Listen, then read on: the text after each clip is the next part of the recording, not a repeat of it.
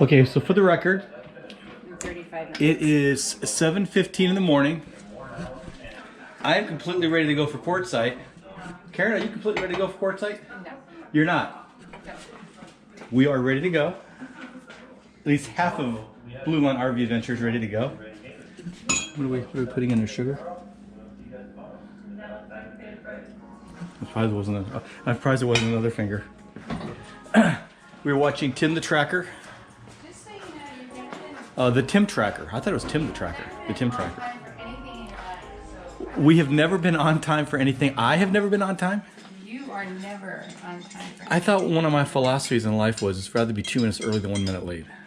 That may be your philosophy, but the application of that philosophy and it is not necessarily the truth. It does not necessarily happen. So, just so you know. Hi, Jake. Are you staying here again? Yes. Hi, Bella. You still have to feed the dogs. That's right. Okay. About 30-second job. You still have to give the dogs fresh water. This is what I have to put up with. So this is day 2 of our Quartzsite experience. Yes, you're filming. Oh yeah. I wish I would have brought it in. Starbucks. We were just in Starbucks, and it was so cute. It was a woman there. It was her birthday. Thelma, is that her name? And she had her birthday, and she had, I guess, Starbucks. You get a free coffee or something on your birthday. I'm not sure. Anyways, so she mentioned it was her birthday, and some people overheard it. And there was a group of about 4 or 5, maybe even 6 young ladies from. Did they say they were from New York? They were from New York out here visiting, and they were all young. They probably weren't over 5. Yeah, 25. They were probably 20. Yeah, they were all pretty young. And he found it was Thelma's birthday, and we all got an impromptu happy birthday song to Thelma inside the Starbucks, which was awesome. I should have brought my camera. I'm learning that although I make look like a dork a lot, you just need to bring your camera with you because this stuff pops up all the time. So I'm learning that. But this is our second day 2 of Quartzsite, and I realized by looking at some of the previous videos that we probably should have shot a little bit more video and a little bit more narration about exactly what we were doing. So I jotted down some notes, and because Blue Line RV Adventure, maybe that's even something else we should talk about. I think I had originally said Blue Line RV Adventures with an S, but the CFO and alternate president of the company has discovered that apparently there already is a company named Blue Line RV Adventures. Is that right? I don't know if there's a company. I mean, There's something. The domain name is used. The domain is unavailable. Yes. If Blue Line RV Adventures with a plural. Right. I've actually Googled it. Right. So we can't use that. I've actually Googled it, and it doesn't pop up with the exception of our Facebook page. But yeah, apparently somebody's got it. The domain is unavailable. Yes, we're a little. So the company name is unavailable. Yes. So we're going to drop the S instead of Blue Line RV Adventures. It's going to be Blue Line RV Adventure. You need to edit. Oh, you think that's what I'm going to do? So just drop the S. So that's the first thing. The second thing that we should probably discuss is Quartzsite itself and what it is. So I took some notes down, so I'm stopping at this red light. But the first thing I thought was interesting, well, first off, let's talk about Quartzsite. Quartzsite it's definitely a small town. It was not a city, it's a town, and it's about 20 or 30 miles east of the Arizona-California border on Interstate 10. I don't know the exact population. I've seen some information that says it's about 5,000 permanent full-time residents living in Quartzsite. Would you think probably about the same? I don't know for sure. I haven't looked up demographics of the town. Yeah, it's not very big. It's definitely a town. And I have probably driven through it. I don't know about you, but I've probably driven through it several dozen times throughout my life. Every time I went to California? Yeah, just about every time I went to California. Generally, we went to California, Disneyland, or something like that. We took Interstate 10. If we went to San Diego, we took the 8. Yeah. But if we wanted to Anaheim or Disneyland, we took the 10. And really the only reason why I ever stopped at Quartzsite was just to get some cheap Arizona gas. It's definitely cheaper in Arizona than it is in California. And also they've got a few fast food restaurants there. They got a McDonald's and a Burger King. It might be a Wendy's there. And you know, we use the restrooms there.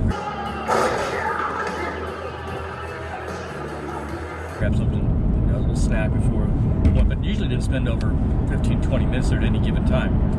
But our Quartzsite is known for at least two things that I'm aware of, and that's I'm probably gonna mispronounce it or missay it, but it's like the Rock and Mineral and Gem Show. It's basically a rock show that goes on annually in Quartzsite. Very famous, although I'm not really into rocks or gems, but I think it occurs also in January. Do you know anything about that? Of the Rock and Gem Show that goes on? No. Then they also have the RV show, which is day 2 for us. We're going back out there again. And a couple things I found out about that. At least this year, I don't know about every year, but of course probably not. I mean, dates change every year. But this year it's from. Pay attention. Yes. Well, now we have to edit that part out. Do you want to read that? And that way I can pay attention. So to start off before I was so rudely interrupted. So this year, 2019, the Quartzsite RV show starts January 19th, which is the first day we were there, is Saturday opening day, and it ends on, I believe, Sunday, January the 27th. And I found out some information. This is the 36th annual, and it's not just an RV show. It's actually, if I got my information right, it's called the Sports Vacation and RV Show, which would make sense because initially I just had always referred to it as a Quartzsite RV Show, but it's really not just an RV show. In fact, I would probably describe it as an RV vendor show. You can get about anything you want at this RV show, at this vendor show. And for your RV, you can get insurance, you can get any type of electrical wiring or electrical gadgets you want for your RV. You can get plumbing, you can get furniture, you can get satellite dishes for your television. All sorts of little knickknacks. You can buy clothing. In fact, we ended up buying like a doggy, I guess you might describe it as like a lint brush or a lint roller. It looked pretty cool. So we got that, and we were gonna test that out. That looked pretty cool. And bought a couple of RV shirts and things like that. But would you agree, Karen? Or would you disagree? It's more of like an RV vendor show. Is that right? Yeah, it's knickknacks. It's anytime you go to like a fair and they have a booth style vendor area that sells wares and something specific to either household items or something specific to that industry, and that's what they were selling. So the other things, But we also have to get solar panels. yes, solar panels too. Even though we don't, On top of that. even though we don't anticipate doing a lot of boondocking, Oh, I don't know. but we never know. We want to be prepared for it. The other thing, so it's not just what I first thought was an RV show. In fact, I believe the official name is a Sports Vacation and RV Show. It's the 36th annual one. They've been doing it for 36 years. It's actually quite large now. When we were there, there's a lot of estimates about the crowd size. I mean, I heard something where someone said there's 1 million RVs there. I don't think there's 1 million. I mean, 1 million is a big number. I don't think there's 1 million RVs there. I don't think there's even 1 million people there. Again, I'm probably way off in my estimate, but I thought that first day, at least when we were there, maybe 50, 75,000 people. What did you think? Or you even have an idea? Or? Well, there's a big difference between 50 and 75,000. I mean, that's 25,000. Yeah, but it's not it's like a small town. Yeah, but that's true. But I didn't see it in hundreds of. I didn't think it was hundreds of thousands. I don't think so. I mean, I think it's so hard to measure, to gauge, because for one thing,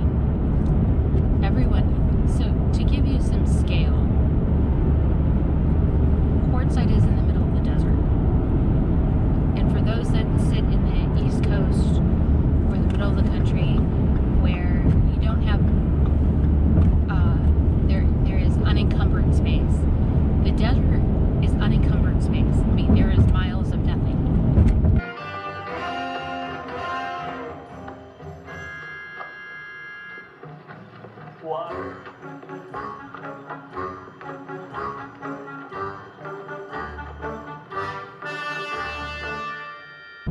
you can boondock, or you can go out and dry camp and not see anybody ever, except for a coyote or a Gila monster or a couple snakes. I mean, it is empty space, and it is stunning views of sunsets and sunrises, and the desert can be a very beautiful place. It can also be very desolate, and it can be very still. It's a very still, quiet place. Right, depending on where you're at, it can be Depending where absolutely you're at. quiet. Exactly. There is no way to measure how many people come in to that space and set up dry camping or boondocking and then visit the show and then leave. You can estimate, Sure. but there's no possible way of being able to measure that. I think that's exactly right. And so that's the hard part. Look, getting a call from our daughter Shannon. 1 hour later. As you walk through the big, they call this the big tent. As you walk through the big tent, you are going to be able to buy just about anything you could ever imagine. Cutlery, tools, sponges. This is a 1,000 Trails Encore membership on this side. RV camping and desert home and beach awnings.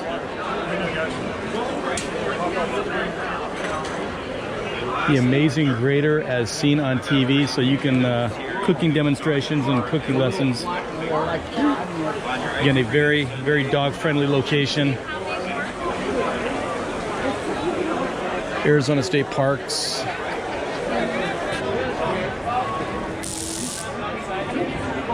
Thank you for your service, sir. Thank you, thank you. Thanks. Definitely a dog-friendly place. Oh, licorice?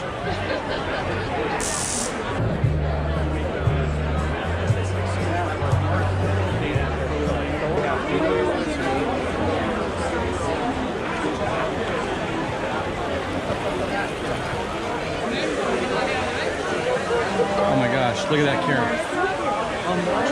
Australia and Indonesia. They're marsupials, like a kangaroo. Yeah, amazing. Take a picture for treatment. Yeah. So what is that called? It's called a sugar glider.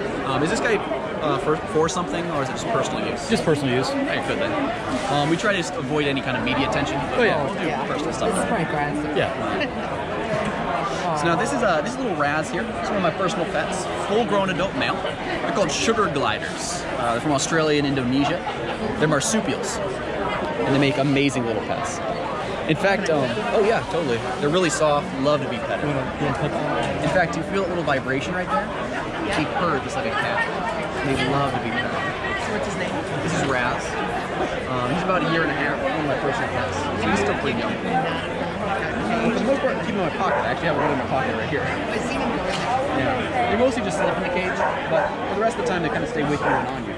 In fact, in Discovery Pool, there's huge specials on these guys. Calling them the perfect pocket cat. And the reason is because of how they bond with people. See, little Raz here, all he wants to do is curl right back in the pocket. And they So again, you're going to be able to buy anything in this place, including a marsupial called a sugar glider, I think is what he called it. Going outside? No, it is. I have high integrity. I was doing an undercover operation. I'm still a current Phoenix police officer, and we're just doing an undercover operation to see if they're bringing in illegal marsupials into the United States. So actually, I should put an overtime slip in for this, right? I mean, there should be an overtime slip. I'm gonna write a report on this when I get back. And you guys, it's so funny because we have a lot of our rate. And we're like, that's anyway. It was special. It was a special moment. Yeah, so we definitely follow you guys on YouTube. You guys are awesome, absolutely. I'm Phil. This is my wife Karen. I'm Phil.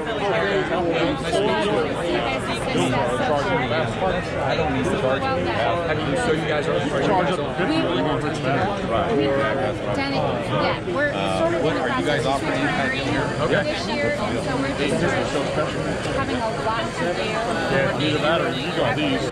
Well, what a change in audio just in a few feet. I think the decibel level is about 3 or 4 times higher than it was right now. So, well.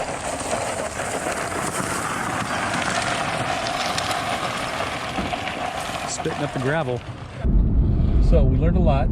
We met Nicole and her husband Dushan, and extremely nice people. I mean, very, very nice people. Older.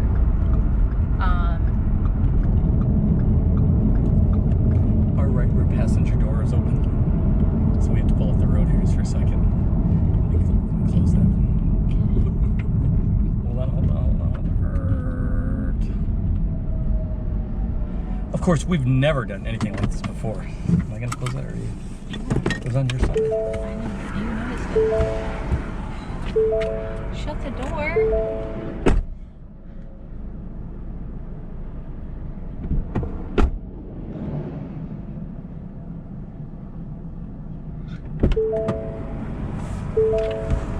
Okay, take 2. And so it gives me an opportunity, or it gives us an opportunity to look at coaching. Okay, so we're shutting our phones off, or at least putting them on silent. Mine's not the one that keeps going. I know that. As a matter of perspective, this is a regular work day for me, but I took, so you can see my USS Arkansas. That, if you're ever wondering what that red thing is right there, it's actually a Razorback pig with a little Navy Dixie cup on top. The USS Arkansas. Anyways, to get it what it's like at times to be a Phoenix police sergeant. Today is a regular work day for me. Mm-hmm. I took the day off specifically to go to the Quartzsite RV Show in the middle of the week, hoping there wouldn't be nearly as many people there, and there were not. Mm-hmm. But your job just tends to follow you no matter where you go. I have had about 4, if not 5, 4 or 5, including the one from earlier when we were with Nicole, 4 or 5 phone calls, all job related, officers asking me different questions or things involving investigations, and more than glad to have. I mean, actually, and you could probably tell, I'm always happy to engage my officers in conversation, even on days that I'm supposed to have the day off. I mean, I feel that's part of my role as a sergeant, is to help them out, because sometimes they need help or they got questions about things. And then between that and the back door being ajar, going down the highway at 75 miles an hour, and then having a minor malfunction with the camera, we decided to pull off here at Vicksburg Road off of Interstate 10, grab something to drink, thank you very much, and just gonna try to get this conversation out in one shot. I've got our phones on silent, at least for the next 5 minutes, so no one's gonna bother us. So to go back to what we've been trying to say for, I think, the last 45 minutes or so, is that we were at the show. You're talking loud. I am talking loud. I always talk loud. Oh. I know. We have to talk loud so they hear you. So we were at the show. But I'm right here. I know that, but I'm talking to the camera. But it can hear you. Oh, here it is. So we were at the RV show. No, we were at the RV show, and we went to one of the displays, which was well, okay, so let's remember that since I'm fearful of everything, and I'm super careful, and I am a fireman's daughter and a policeman's wife. It's like the double trouble of caution. Talk about a first responder background. You know, safety is a big deal for me. Safety from the perspective of fire, and safety from the perspective of personal safety. So fire is a big deal, and it's a real concern. It's a concern in houses. That's why you put fire. That's why you put, you know, fire detection in your house. Smoke alarms. Smoke alarms in your house. House is big enough, you actually put fire sprinklers in your house. I mean, there are real concerns in homes to make people aware that fire exists. So how do you do that in an RV? I don't know how that works. So we stopped by this booth called THIA. THIA. Proteng, Proteng, Proteng. So, and we spoke with Nicole and her husband Dushan Wheeler, and they were super informative. And they talked a little bit about how there really isn't a fire retardant movement happening in the RV industry today. And there is no appetite by manufacturers to correct this, and many reasons why. And I don't know whether they're valid or not, or if it's an opinion. Yeah, it was a really neat fire suppression system. Super easy. I mean, I won't go into too much detail about it. We'll probably do it later on. But we'll go into it further. We'll go into it further when we have the material in front of us, so that sure, we're not doing it sort of off the cuff. Sure, but it's just like a tube or a hose full of the fire suppressant inside of it, and it goes near your electrical systems, and it catches on fire. It's heat activated, and it puts the fire out pretty instantaneously. But we'll go into more detail about it later on. Yeah, I don't. I want you to see it, because I don't want to oversimplify it, because I think I think it is important for you guys to see it in action. Right. So anyway, we met Nicole and Dushan, and so we have this conversation. Yes, and actually then we take it down one road. Right. We think we're taking it down one road about fire retardant protection, and then because everything we do goes to the right, well, and we go. Are you saying that we're a conservative family? No, I'm saying that everything that you do tends to squirrel. My master made me this collar. He is a good and smart master, and he made me this collar so that I may talk, squirrel. My master is good. And really? We squirreled to coaches, yes. Motor coaches. Yes. And how we don't have one yet, so we can't possibly go down this route yet, but when we do, we will. And well, what are you looking for? And blah, blah, blah, blah.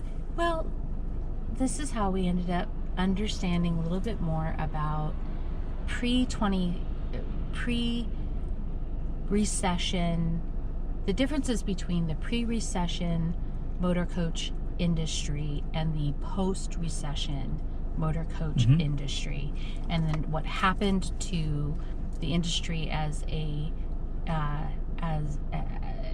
what happened to the industry from a quality perspective, and the